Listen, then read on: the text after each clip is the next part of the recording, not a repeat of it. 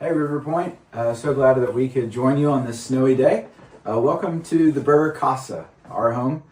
My family's in the room. Kara and Caroline are in here. We're just going to invite you in on a family devotional. We've been going through a sermon series on prayer. Christians, when we understand how God is active in our lives, it gives us strength, and we should be strong. And prayer is actually the pathway to developing that strength, acknowledging God's presence, understanding that He's with us. So we've introduced these different prayer patterns through different contexts of our lives. So the first one Nate talked about was just adoration, adoring the Lord in prayer. The second one was the Lord's Prayer, how to connect with God. Last week we talked about how to pray for one another. And this week is about how do we pray in our occupation, in our work life, maybe our school life, but how do we do that? And I love the book of Daniel. Daniel was one of the Lord's prophets. He lived in Jerusalem, and Jerusalem was sacked, and he got pulled into Babylon. The king of Babylon came and raided, brought him into Jerusalem. Then Daniel was seen as one of the wise men. He was not just a prophet, but he actually brought biblical wisdom to the whole ancient world.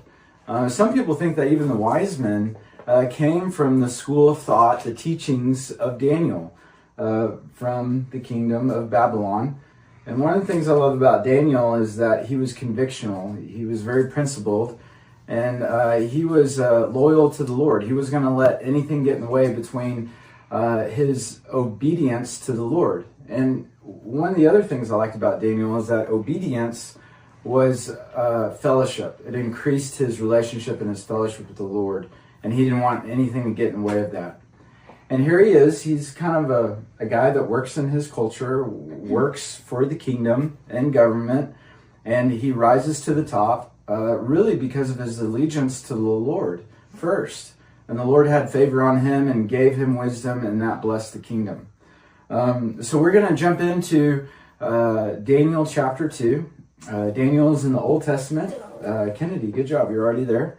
Harrison, so... I was in the New Testament. You were in the New Testament? Yeah, so the Bible's divided up into the Old and the New. So take your time. There's Ezra, Nehemiah, Job, Isaiah. Okay, I'll let you find it.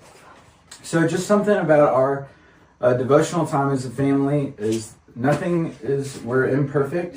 Every question is a great question. We're not on a regimen or on a set of rules, or we're not trying to get something accomplished. We're just trying to bring out some worship, some things that we enjoy and like. So if you have a question, as I'm taking you through a devotional on a prayer pattern, on how to pray in your occupation. So there's a few principles before we go into the prayer pattern for our occupation. And really the first principle is that God permits, allows, or even plans out problems for us to interface within our work to show the world, to show those people a contrast between those who follow God and those who reject God. So God permits and allows problems on purpose. These problems help us go to Him, bring Him in, and then we get to show that with the people we work around within our career fields and however we've chosen. So we're going to face problems, and Daniel faced a problem. So if you look at it in chapter 2, verse 7, the king Nebuchadnezzar had a dream. The Chaldeans were gathered around him. The Chaldeans were the Babylon people. And they came together, and we jump in on this story of them struggling to interpret the king's dream. The king wanted them to interpret his dream. And so these were all the wise people that were the Chaldeans, the Babylon people. They answered the king a second time and said, "Let the king tell his servant the dream, and he will show its interpretation." So the king answered and said, "I know with certainty that you are trying to gain time, because you see that the word from me is firm. And if you do not make the dream known to me, there is but one sentence for you. You have agreed to speak lying and corrupted words before me till the times change. Therefore tell me the dream, and I shall show you that you can show me its interpretation." The Chaldeans answered the king and said, "There is not a man on earth who can meet the king's demand." So the Chaldeans, they answered the king the first time by saying, hey, tell us this dream again. And it was a contrast on who they trusted, the source of their wisdom, and then they created a strategies and methodologies, and they were trying to buy more time. And the king called them out for that. And so in the second response, the Chaldeans threw in the towel. They gave up. There's not a man on earth who can meet the king's demand, for no great and powerful king has asked such a thing of any magician or enchanter or Chaldean. The thing that the king asks is difficult, and no one can show it to the king except the gods, whose dwelling is not with the flesh. Well, because of this, the king was angry, verse 12, then very furious, and commanded that all the wise men of Babylon be destroyed. So now we have a contrast. Daniel's going to show up on the scene. And we see that God has permitted a problem within the kingdom to reveal that he is supreme, that his wisdom's the best. We can count on that in your future, that when you guys end up in your career and in your dreams, that you will encounter problems. And we won't know the answers, so that it's an opportunity for us to show a contrast to the world that we're connected to the one God who's connected to the wisdom and the solutions. So verse 13, we look back at chapter 2. So the decree went out, and the wise men were about to be killed, and they sought Daniel and his companions to kill them. Then Daniel replied with prudence and discretion. Do you see that? Very different from the Chaldeans. He was patient. He was forward-thinking. He had discretion. He didn't panic in the moment. He was stable. He was strong. Why was he strong? Because he was confident in who he was attached to and who he was with. That's where his confidence came from. And so Daniel responds to them in verse 15. And he declared to Arioch, the king's captain, why is the decree of the king so urgent? Let's slow this down. Let's use prudence and patience. And then Arioch made the matter known to Daniel. And Daniel went in and requested the king to appoint him a time, and that he might show the interpretation to the king. So we face problems to show God's glory, and Daniel knew he needed to consult God. So he asked for time. He had prudence and discretion. He wanted to set up a time where he could first not consult an encyclopedia, Wikipedia, not consult social media. What does he go to first? He wants to create a time where he can consult the Lord. How do we know this? Well, we see this in verse 17. Then Daniel went to his house and made the matter known to Hananiah, Mishael, and Azariah, his companions, and told them to seek mercy from the God of heaven concerning this mystery, so that Daniel and his companions might not be destroyed with the rest of the wise men of Babylon. Then the mystery was revealed to Daniel in a vision of the night, and then Daniel would go tell the king. So here's a few principles, a mindset that Daniel had before he went to praying. And I hope you would have this mindset before you go to praying, before you offer a solution within a problem that you face in your work. Is that Daniel decided that he would seek God first for any problem. He decided that he would honor the authority's deadline. He wouldn't create a new deadline. He wouldn't buy time like the magicians and the sorcerers, but he actually asked the king the authority for a new deadline. And then he honored that time. Daniel records his prayers. He remembers his prayers. He waited to know if God would reveal it. He sought God. He went to God. God revealed it. So in the past, Daniel had a habit of recording the prayers.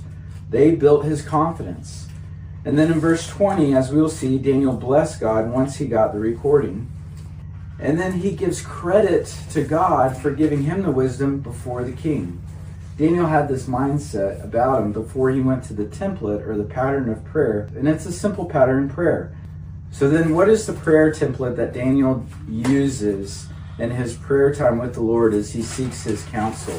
And I think this is a template that we could use when we face a problem or we're praying through where we work. And first what he does, verse 20, Daniel answered and said, "Blessed be the name of God forever and ever, to whom belong wisdom and might." The first thing we do in a prayer template regarding our occupation is when we face a problem, when we face a challenge, face a relational difficulty, we go to the owner of the solution. We're not the owners, but we know who owns everything.